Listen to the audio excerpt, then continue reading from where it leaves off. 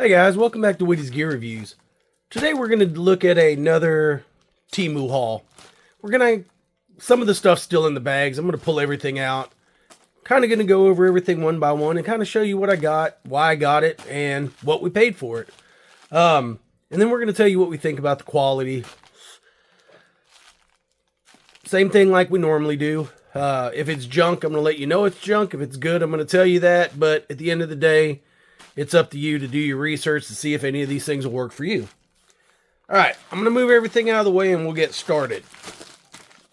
There's a bunch to go over, so excuse me if this video drags on a little bit. The first thing we're going to have is, I buy these all the time when I catch them on sale. These are just those little compressed towelettes. These come all pre-packaged, so that's kind of good. You can just take a handful of these, right? Throw them in a bag, backpack, throw them in a smaller sack, put them in your first aid kit, anything like that.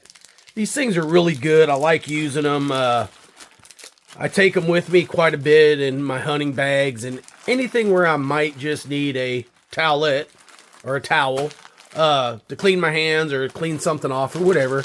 And not a bad deal. You're looking at $5.74 for 100 of these things. And once these things expand, right, I don't know if anybody knows how to use them. You just need a little bit of water, enough to cover the pill, probably in a cup, you know. I mean, you can't just... I've seen some people put it in their mouth, and they will expand, but they don't seem to expand like they would if they soak up water. You wring it out, unless you want it wet. You wring it out, and you can wipe yourself down with it, and it's a damp towelette.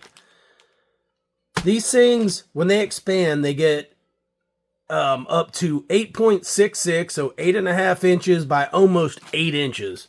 So that's a pretty good size towelette once it's expanded. And once it's expanded, this material is very durable. It's hard to just pull it apart. So really good, guys. If you're looking at adding some small stuff, you know, wet wipes don't last forever, right?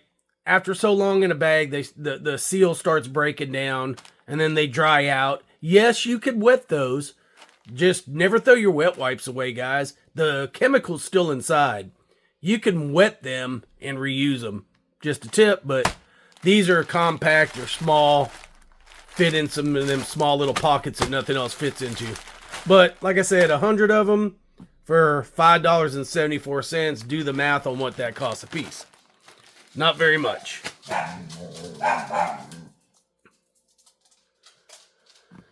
Alright, next thing on the list we're going to take a look at is we bought some of these before, and a lot of people were asking questions about the smaller one that I bought. I really liked, and I've used, and I'm taking it, I'm going on a camping trip this, matter of fact, this week, this weekend and into next week. And the one I got was, I think about 36 inches. And I thought, man, that's cool for just having it, right? Then I wanted to expand on that. So I bought two. We're going to put one up. We'll only talk about one. These things are, in my opinion, the coolest little lights ever. So far, the other one I've ran it for a while, and it works really well. And I'm going to show you a couple ways of how you can use the thing that I think's important. Or easy. Simple. But this one here, we'll go ahead and plug it in. The best way to do it is to plug it in and show you, right? I could tell you about it all day long, but let's plug it in. You've got a very long cord here. That's your on and off button. It is USB-C. Good thing about USB-C, guys, is not only can you use it in your house, you can use it in your car, 12 volt, 110, 120, whatever. You can still use it. So that's the good thing about these is it's dual purpose. Not to mention, this is a long light. I got this for the ridge of my tent. I have other lights, but I wanted this one. This is the best way, guys. If you're just going, a lot of times we do hike-in camping, and you could just simply plug it into a power station like this. This one's 10,000 milliamp hours. You can see your little light there. Boom. Now you've got light. The good thing about these lights is they're flexible. They can kind of, you know, wrap around tent legs or anywhere you want them to go, right? Well, another good thing about them is if you hold the button, they're dimmable. So if you want to get up in the middle of the night, all right, we're going to have them on high. We're going to turn it off, turn it back on. We're going to turn it off in low. We go to bed, we wake up, it's back on in low. It's got memory. Really great feature for if you're in a tent. You know, if you hear something in the middle of the night and you want to get up and investigate, turn on your light. Boom. It's back and low. It's going to be enough to see, but it ain't going to blind anybody. If you're one of them people that you want to wake up and it look like instant daytime, turn it off, turn it back on, and you're back in high. Awesome feature of these lights. And guys, I don't know how I can say it enough. I don't know if anybody watches Luke with the Outdoor Gear Review. He's carried one of these lights. Actually, I think he's on his second. Made by the same company. They're all made in the same factory. He's carried one of these for years. And it's almost in every one of his videos where he's out in the woods. He's getting snowed on, rained on. Car camping, you name it. He's carried a light just like this forever. You don't have to take my word on the longevity and the ruggedness of these lights. Just go watch one of his videos if you haven't already, and that'll let you know. Great little lights for the money. Guys, these things they're calling them flexible LED lights, USB powered. It's got the touch dimmer and then the touch on and off. Basically, to turn it on, one click. To dim it, you just press and hold. It'll go all the way down. One click, turn it off. One click, turn it back on. It's back in the same feature. And these things they say they're waterproof. It shows a picture of them sticking this part in the water, but I'm not 100% sure about the connections. So I'm going to say it's water resistant, even though they show, you know, the rope itself in a cup of water. I haven't tested that to find out. I know that they will take rain, that these could get rained on, and it didn't seem to harm this part of it. I don't know about this because it didn't get wet, and of course, I'm not going to let this get wet. I would imagine this is not supposed to get wet, but this part, if it's outside and this is inside, these will be fine. But the kicker is, these things are $4.85. That's super cheap. They're super durable. They are going on my camping trip. Keep an eye out for that video.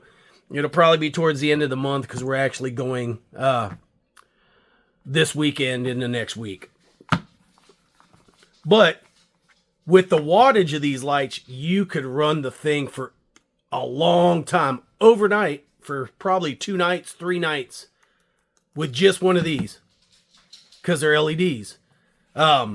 So if you're not taking, you know, car camping or anything, and you want decent light around your camp or around your area in your tent, take one of these. But if you're going to bring one of these, guys, there's 2 ways I would suggest you do it. If you're going to bring one of these, buy external solar panel so you can charge it, because you're probably not going to have power, or buy one that has a solar panel on it. Stick it outside during the day. Let it get fully charged. As you're plugging your little light in here, it doesn't take a lot to plug this light because it doesn't have a battery in it, right? So you're not charging the light. You're just charging the box. So sit this out all day long. Get it fully charged. And when you go to bed at night, drop this in your tent. Can't say enough about these lights, guys. I really like them. It's up to you. Even if you're just throwing one of these in your glove box, center console, kid's car, wife's car, UTV, you can never go wrong with having some lighting that you could just control off of this or plug it into your existing cell phone charger in your car and you're good to go. Anything USB. So we had 2 of those. And like I said, guys, $4.85 for 118 inches. That's what those are. The next thing was kind of I bought it. I don't know what it's going to be like 100%. I looked at it, but it was cheap. We'll try it together. Everybody knows, if you've watched any of my channels, I'm a sucker for cheap fixed blades, especially if they're D2. What we have here, it does not have a name. It is just called a 9.5-inch fixed blade knife, D2 blade, FRN scales, K-type sheath. They didn't even type it out. I would imagine that they meant Kydex type sheath, which it appears to be. But I can't tell you if that's 100% Kydex because it just says K-type, so we're not going to assume. We're just going to think that it looks like Kydex. We'll bust it out. We'll look at it. Golly, that thing's in there. I'm just trying to see if it's two pieces, because if it's one piece, it's molded, and it could still be molded. So it's two pieces. It's a possibility that this could be Kydex. It looks like Kydex. Seems good. The only bad thing is you just have, and it might be a good thing to some people, you just have that Mora style, like on the companion, that little clip. You can only carry it on your right side hip, so it's right hand carry only. But this knife was $11. So for $11, I mean, throw it in a backpack, tear it up. But the blade, I don't know if that's grease.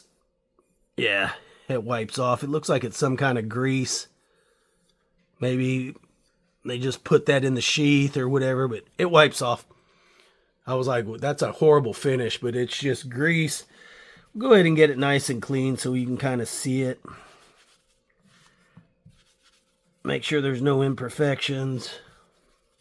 Okay. So there's your knife. It's just a nice drop point, but it's a pretty good size thickness blade. It doesn't tell you the thickness. That looks 4 or 5 millimeter to me. Nice jimping. Actually, look how clean the jimping is. You can tell cheap knives because nothing really looks decent. Especially when you get the jimping. Most of the time they're not the same depth. They're not the same width. But that's really clean. The profile of the blade is really clean. The fit and finish looks really well. The handle material is good. It doesn't stick over the grip, so there's no hot spots. You don't feel the transition between the full tang and the grip. You do have this slight contour in the handle, which I kind of think is nice. It gives you a place for your fingers to kind of rest in there. You do have the pommel on the back, but it's not a flat pommel, but it is exposed. Place for a lanyard. This has the FRN, fiberglass reinforced nylon handles on it, which is going to make the handles very durable, very impact resistant, and great when your hand's wet. You know, I'm actually a little surprised that this knife has this finish on it for $11. Let's do a sharpness test. Just paper, right? I mean, y'all have probably seen this a million times. Everybody wants to cut a piece of paper to show you how sharp it is. So, I didn't even have a piece of paper on my desk. So we're going to cut a piece of paper just to see how sharp it is. I've got an envelope here, so I'm going to cut the envelope in real time because we don't prepare. But anyways, just an envelope, guys. See the sharpness of the knife.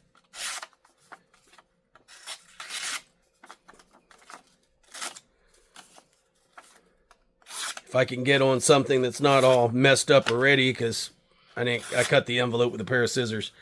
But I will say one thing.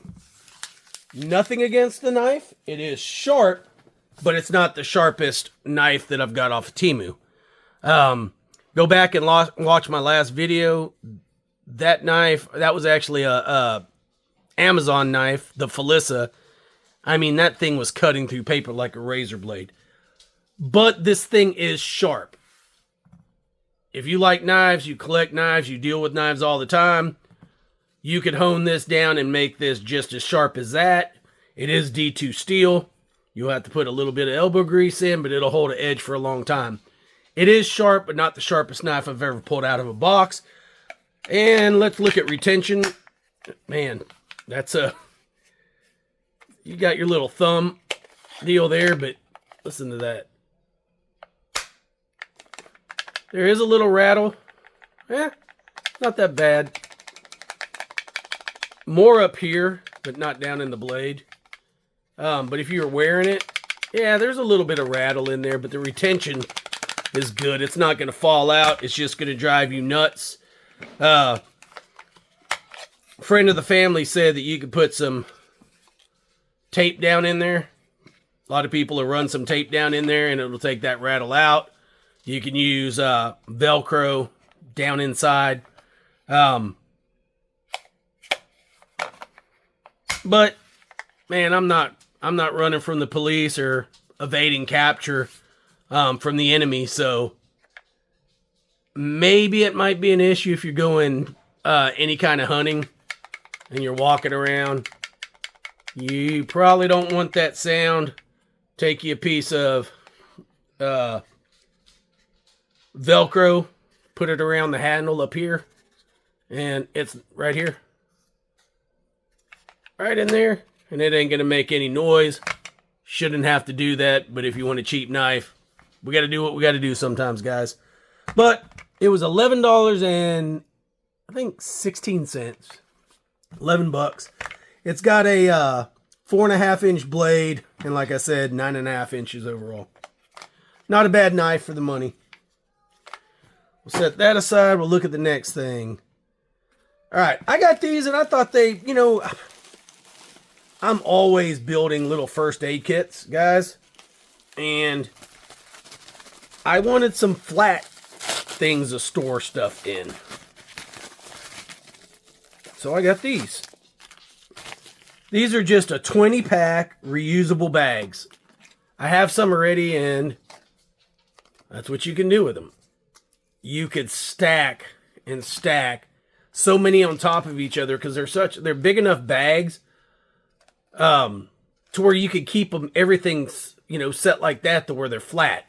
So they don't take up a lot of space. I mean, look at that. That's credit card size or size of an aspirin. And I didn't write down any measurements, so some people may want to know depending what they want to put in these things. But you're looking at 3 1/8 by 3 1/8. So pretty much 3 by 3. They're resealable. And that's what I like about them. They won't let your medicine get wet. They lay flat. You get 20 of them, so you could pack anything. But not just medicine, guys. What's good about these is you can use them for spices. Imagine how many different spices you could bring if you filled up, enough for how many days you're going to be out there, right? Salt, pepper, and all that. Fill them up, and things are flat. They're just great for stuff like that. I don't know if they'll hold water or a liquid, so that's one thing we'll have to test out to see if they'll hold, like if you wanted to put oil in one. I probably wouldn't advise it. Bring a container for that, but perfect for dry spices. Red pepper flakes, salt, pepper, you get the hint. Or if you're trying to build a small fishing kit, this is great for putting some lures in, hooks in, some weights. Be perfect for that. Fish bait, anything. Because they're sealable just like a Ziploc bag, and they're reusable. So pull out what you need, throw them back in. Look, there's, I think it's 22. No, 20 pieces. Reusable bags. $3.91. It was worth every bit of that to me. What else do we got here? The next thing is, I wanted these two. I'll probably say that this whole video. But I used them in the military, and I'm just partial to them. It's not everybody's thing. But these are preloaded. And I had a bunch of them left over when I got out of the military, but I used them, not really these, but the iodine ones. So these are just iodine cotton swabs. So you break it, the iodine comes out the cotton swab, and you could dress your wound with it. And then these others are alcohol. Same thing, right? Clean up something before you dress it. There's 50 of each. So a total of 100, 50 iodine, 50 alcohol. Always keep in mind, I wouldn't dispose of this when you were done with it. I'd take it out of the pack, use it. I'd put it back in this little sleeve, throw it in my pocket, and use it to burn later. Because it is still going to have remnants of alcohol on it for a while. Use it as your fire starter later on. Just tear off the little piece right there, shove her back in there, throw it back in your pocket, and there should be, especially on the end that's away from the part that's open, there should be enough alcohol in there to where it'll help you start a fire if you need to. And maybe more expensive than I wanted to pay, or I thought they would be on Temu, but they were the cheapest out of all the different ones I looked at. 100 pieces, $4.34. I like them because I can have medicine that's liquid stored inside a capsule and have the applicator already there without having to take up a lot of space. And I'm not going to carry the whole roll, guys, right? I'm going to go down here and I'm going to pull about 6 to 8 off. Just like so. Do the same thing with these. Let's match them up so we got the same amount, because I'm weird like that. And there you go. I'm going to roll these things up. Like that. Toss them in a first aid kit. Fold them over themselves several times. It's almost the same thing. Or if you have a pouch and you want them to be flat, you can lay them out like that. If you have an Altoids tin, probably about 5 of them will fit in an Altoids tin, and they'll be flat enough to fit on the bottom, and they're not going to really mess you up not enough or a lot. But not a bad deal, guys. They're definitely going to go into all my first aid kits. Probably put about 4 to 6 in each kit, just to have them.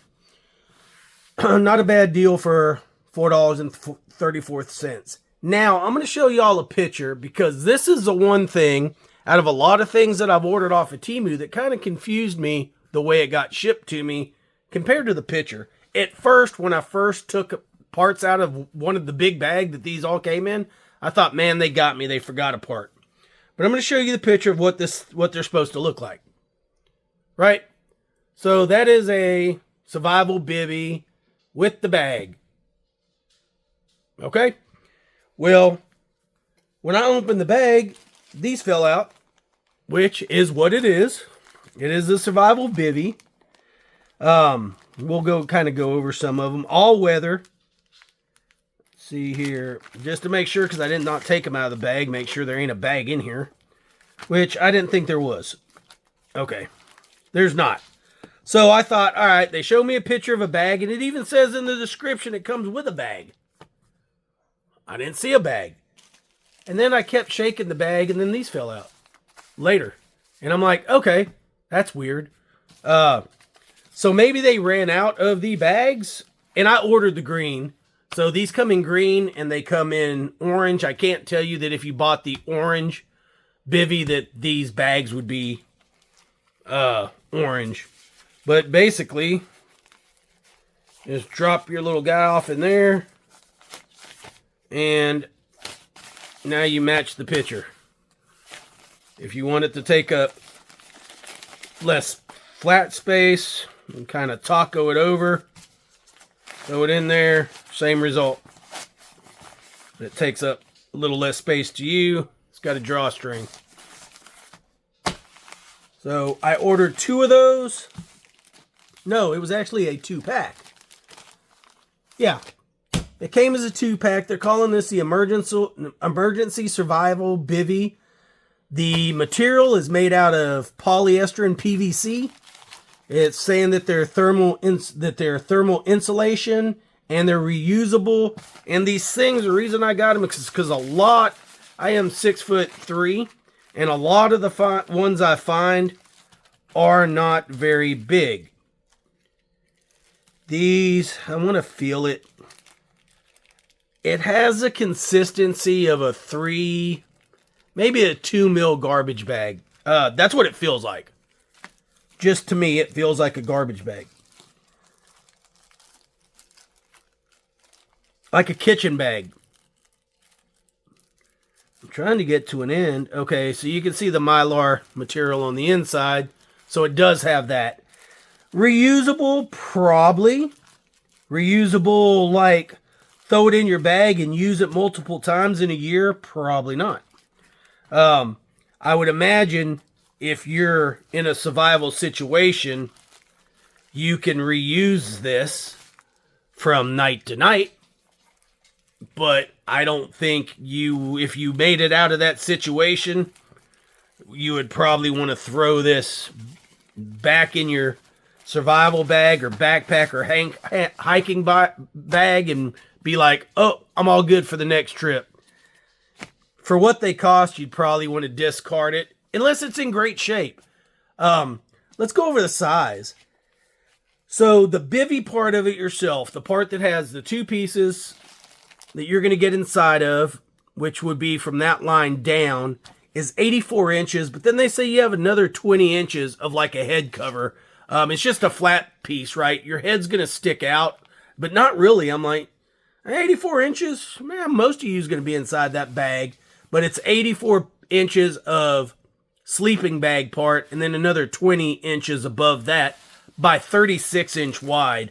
So you're going to be able to get in this thing, move around, keep warm. I'm going to try them out. You know, I can't tell you 100% for sure, but there's your measurements. 84 inches by 36. Says retains heat. Essential, place in your car, glove compartment. That's really good, guys. Anybody that lives Alaska or those states that get a lot of snow real fast, I can tell you, been out in it in a Humvee in super cold, freezing weather, and thought these Humvees suck because they're not insulated. Well, to be honest, neither is your car. If you stay in your car and it's freezing outside and you don't have the right gear inside of that car, you will freeze in that car. That car will keep the wind off of you, but it's not keeping the cold off of you. Your car is not very well insulated. You will freeze inside of your car. I would say if you had a hose, siphon some gas out and go find you some place to lay down in a ravine or somewhere like that under a tree. Especially any kind of spruce tree or any tree that creates a good canopy and lights you a fire. But if you had one of these blankets, you'd probably be all right for a while. You just wouldn't be able to move around a lot in the car. And then the other thing about the car is it restricts space. I'm not going to tell you, some people, this will be an argument. I already feel it coming on already. Some people say stay in your car. It's the safest place to be. It is until it isn't, right? And people need to know when it isn't. When the road's impassable, you've been out there for a day and a half. You didn't tell anybody where you're going. You're on a rural road where not a lot of traffic goes anyways. People may not look for you for a while.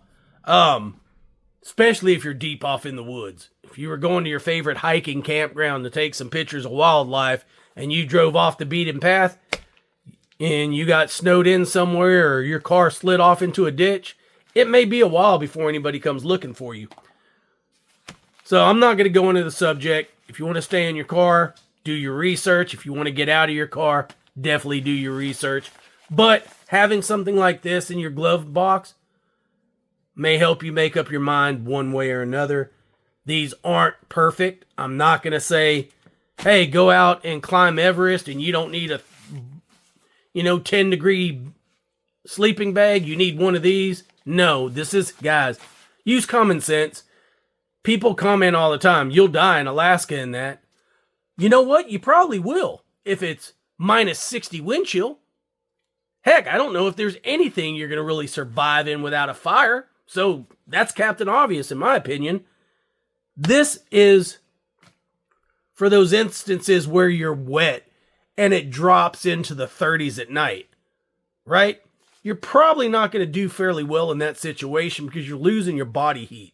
You want to retain as much body heat as possible, and this might just do that for a 12 to 24 hour period. Not saying it's going to keep you alive, climbing up Everest. You know, I'm not going to say that if you had one of these and you jumped inside of it when the Titanic sank, that you would have lived in that frigid water. Nobody's saying that, guys. Nobody is saying that these things will make you live. But do some research. This, coupled with some other things, could keep you alive in extreme cold environments. But I'm not saying climb up Everest with one that this is all you need and you're good to go. Now, there's some people that are still, their bodies are still up on Everest that had the most expensive gear money could buy. And they're still up there because they never made it home because they froze up there. Not saying that that's what these are going to do. Use common sense.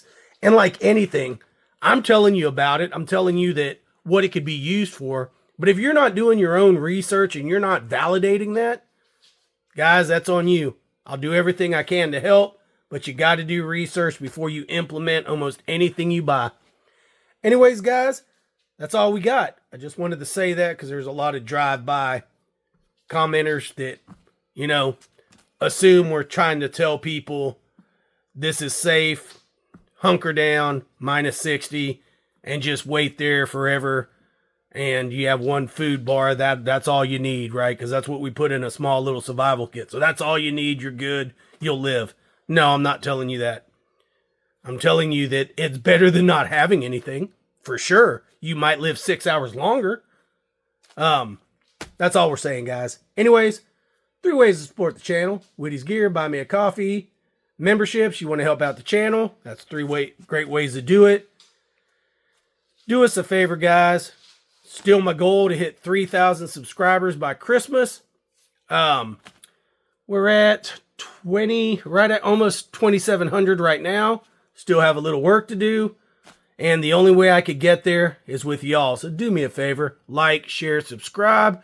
Click all them notifications. Give us that thumbs up. And leave comments. Even the negative comments are positive comments to the channel. And I like the banner. I like to read what some people say and their opinion. Because it's important. Because if one person thinks like that, so do many. And maybe you have to go about breaking down a little bit better why you get certain gear or why you use what you use. Anyways, guys, love y'all. We'll see you on the next one.